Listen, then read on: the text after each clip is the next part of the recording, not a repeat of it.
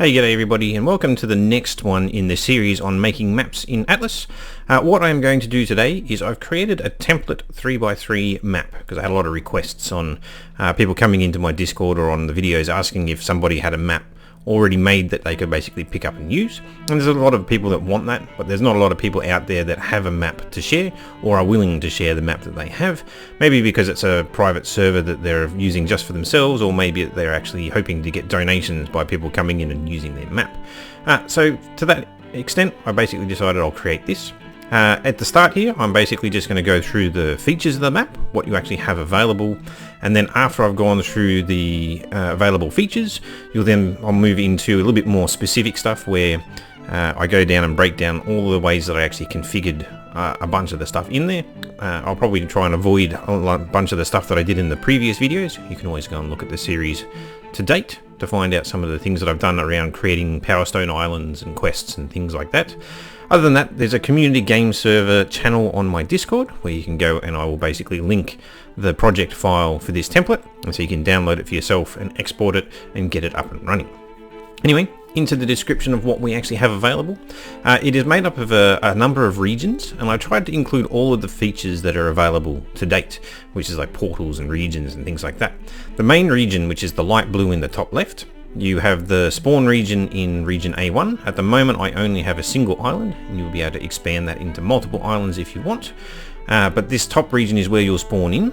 There is a trade wind running around this whole area, and if you were to travel south, it will actually allow you to go into the polar region. This is set up so that the north and the south of the polar region will actually transport you correctly. So this is effectively a 3x2, but there are different regions. And you have to, I decided to do that because the main region has to be square. It had a bit of a struggle. If I didn't make the main standard region square, it had a bit of a rough time, but I wanted to basically have a 3x2 because I wanted to be able to split out the Kraken zone and the Golden Age. So you've got all of these things. You've got a trade wind that runs around the outside. I've made sure to have all 9 power stones. I've got 9 trenches so that you can do the power stone quests as well as the essence of power, the voyage of the gods, or whatever it's called. There is a island which is a cave. I believe it's this one here. This is basically has the ice cave on it, so you can still do that as well. Oh, actually, it's not showing. Where's the ship? Ah, there we go. We have a merchant ship path. We have a ghost ship path, which is actually pathing within the Golden Age ruins. You'll notice that there is actually a portal running from the polar region over into the Golden Age, and from there you can't travel into the Golden Age except via portal.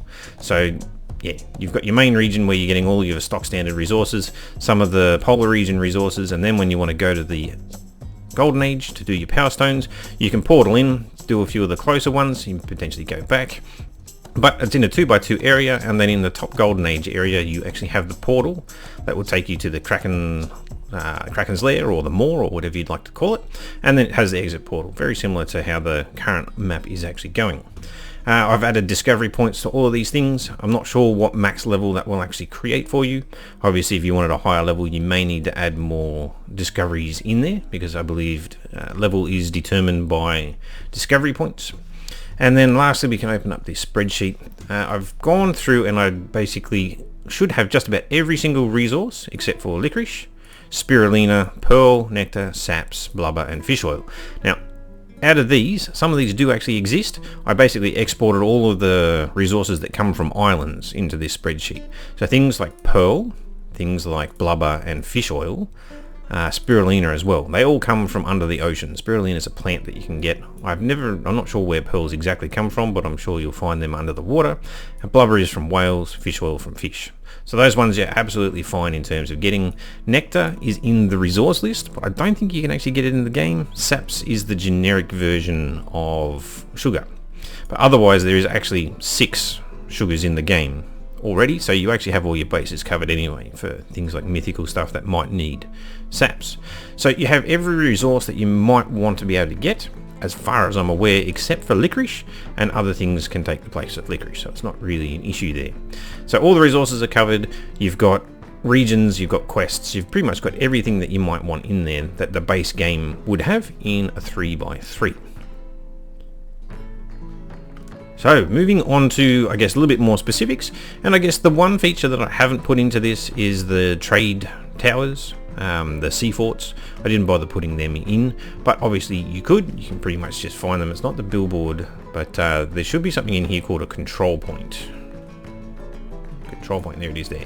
So you can basically add in the KS hub. So that's actually there's like a ship hub on some of the earlier maps where they basically just sold ships, and then control point is where you can basically add one of those sea forts where you can then have a bank that people could fight over. Now, I haven't bothered putting any of that in because I don't find that's going to add too much to the game, but you can obviously put it in if you want to. In terms of configuring all these things, yeah, the trade winds themselves, and you can pretty much go to the menu and actually see what it is that you need to do. But if you want to put in a trade wind, I'm trying to find the thing again. Trade wind was T, so you can pretty much just somewhere on the map you can press T, you'll get a wind that you can then lay down. Ooh, didn't want to move that on. I won't save this, so it's not really going to be an issue. There we go. You can right click and move them around, so it'll actually give you a bit of a curve on your trade wind.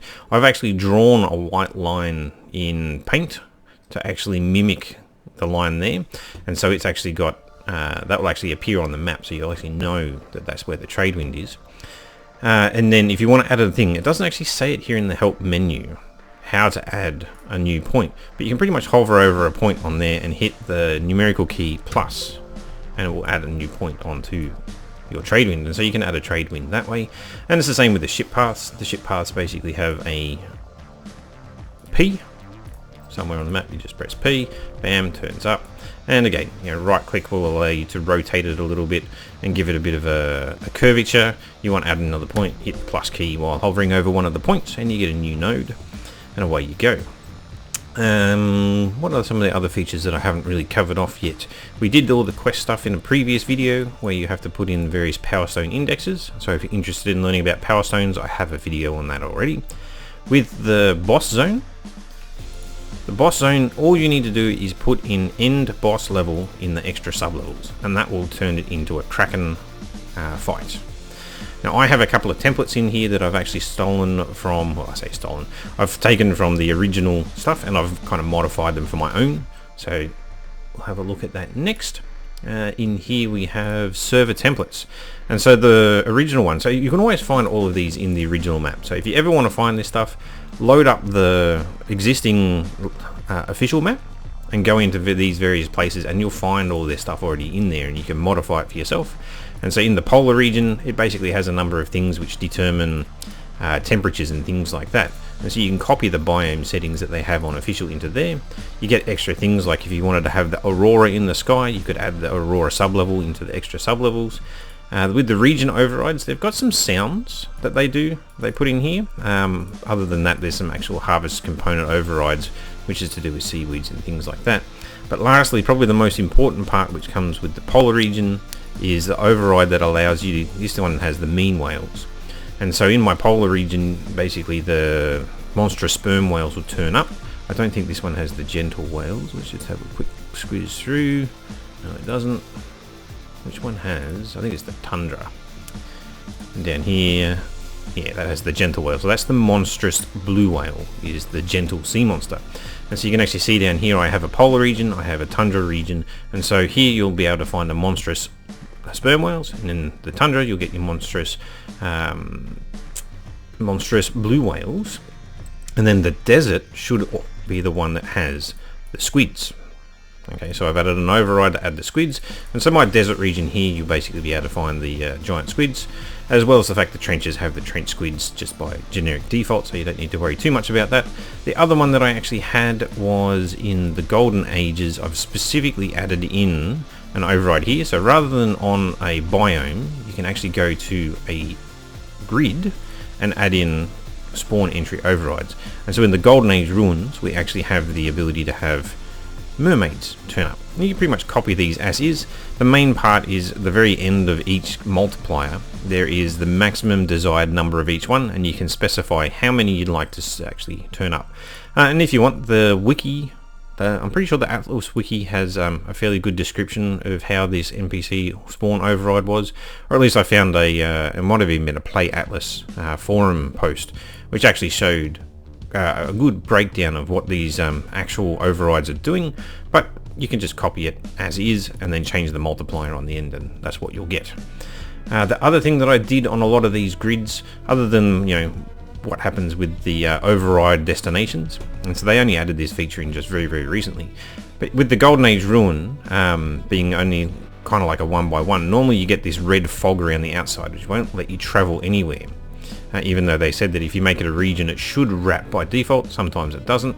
If you want to be able to wrap, so in this case if you go on the eastern edge, it will actually take you back to the western edge, and that's actually determined here, and you can actually see that on the east edge it will go 2x2 to 2, well, grid 2-2 will go to grid 2-2, and so it will actually just wrap straight back around to itself. And if we were to go down south, 2-1 is going to, north is 2-1, south is 2-1. So if you go south, it will take you there. And so it doesn't matter what you do, you're kind of locked into this Golden Age area, but it will keep wrapping it around. And it's the same with the 2x2 up here with the standard grid. If you go east, it'll go to 0-1, so it'll basically wrap around and bring you to the other side. So it's a nice little discrete area. Other than the fact that I made it so that you can travel directly into the polar region. And that's how you configure those things. We haven't really touched much on the portals themselves. There's a couple of portals in here. We have the perpetual portals, we have the player activated portals, then the central Bermuda portals, and I have no idea what an NPC portal is. So up here we basically have the Kraken portal. So this one being the pink color that we actually see here, that's the central Bermuda portal. Okay, so that one will actually take you, that has the ring of spikes that you need all of the power stones to be able to activate so that you can then jump in. This one over here is I think it's a player activated portal. So maybe it's the W one. Just double check that. Yes, it was the W one. And basically the player activated portal is a one-way portal. And I've set this so that it has no resources, but you could always put in a resource cost in here, and that's what you actually have to pay. And if you want to be able to see examples of how to actually set up the resource, you just load the official map into your editor, and you can go and have a look at any of the portals in there, and you'll be able to see the various resource costs. And so that's a one-way portal to get back out. So you have to use your power stones to get in, and then basically have a one-way to get out once you're done. And over here, this green one being the perpetual portal, this is the one that basically allows you to travel both directions. Alright, we're back on this grid. So yes, having just had a look at the other one, basically the Pathfinder portal, which is an NPC portal, it's a bi-directional portal, but the thing is you can't take ships through the portal.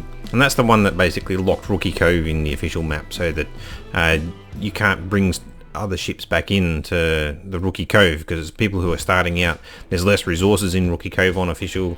You can't really get very good maps, and so the idea is that's your starter area. You use the portal to go to the other side, and once you're on the other side, you can't bring good stuff back. And that's basically that one. So you could always add that in. Portals, we want server info and trade wind. Alright, and that seems to be pretty much everything that's going on. I guess I haven't really in other videos described how to add discoveries. You should be able to just shift left click and it creates a discovery zone. You can drag it around, you can rotate them just like everything else. You used to be able to rotate them like everything else. Just right click, oh there we go. So yeah, you can create discovery zones. So if you wanted to add more discovery zones just so that you could actually break an island into several different discovery zones, you could add a discovery point. Because in these discoveries you can actually specify, that's not going to let me do it there, we can edit the discovery zones. So in here we actually have a position, and so you can actually have it so that it's high up in the air, it could be down low under the water, so on and so forth. But there's a lot of other ones in here with all the power stones that go on. Demon of the Sea, which was the Kraken fight. Yeah, I've got the quests in there for the sperm whale and stuff like that. And so all of this stuff's all pre-configured for you, you can just use it. And then other than that, I think it's pretty much all I wanted to cover off for this particular one.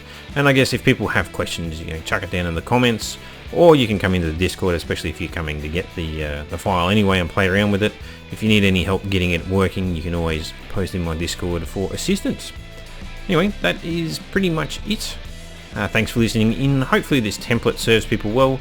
And I guess the last thing that everyone will need to actually come in and add their own IP addresses into this. It's already pre-configured with the ports 7500 range and the 8000 range. The seamless data port is from the 27000 range. And so you'll need to either open those ports, change the ports to your own, as well as add in the IP address for whatever your servers are in there, and away you go. Alright, thanks for listening in, and yeah, I'll catch you in the next one. See you later.